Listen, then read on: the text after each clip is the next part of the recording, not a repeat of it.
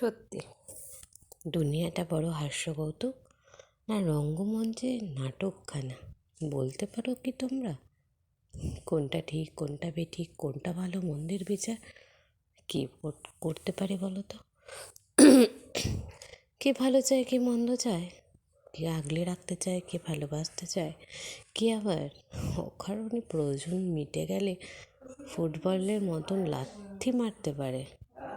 সত্যি সবসময় এটা জানা বোঝারও বাইরে।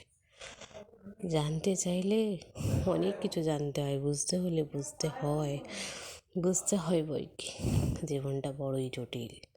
দেখতে মনে হয় জীবনটা খুব সহজ সরল, ভালোবাসায় মগ্ন, ভালোবাসায় ভরপুর জীবন একটা।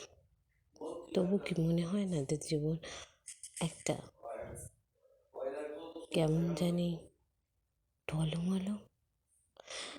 কারো জীবন খুব স্মুথ, কারো জীবন খুব খুব কষ্টের, খুব ভালো মন্দের মিশনে খারাপ।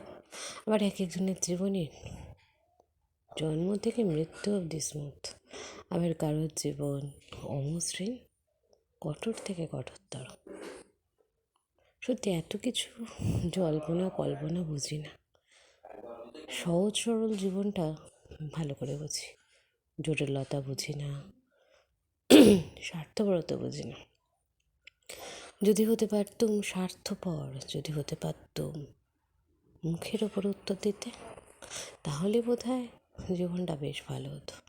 যদি হতে পারতাম পরের টাকা মেরে নিজেকে বড়লোক করার উপায়, যদি হতে পারতাম মানুষকে ছোট করার উপায় জানা বা মিথ্যাচারিতার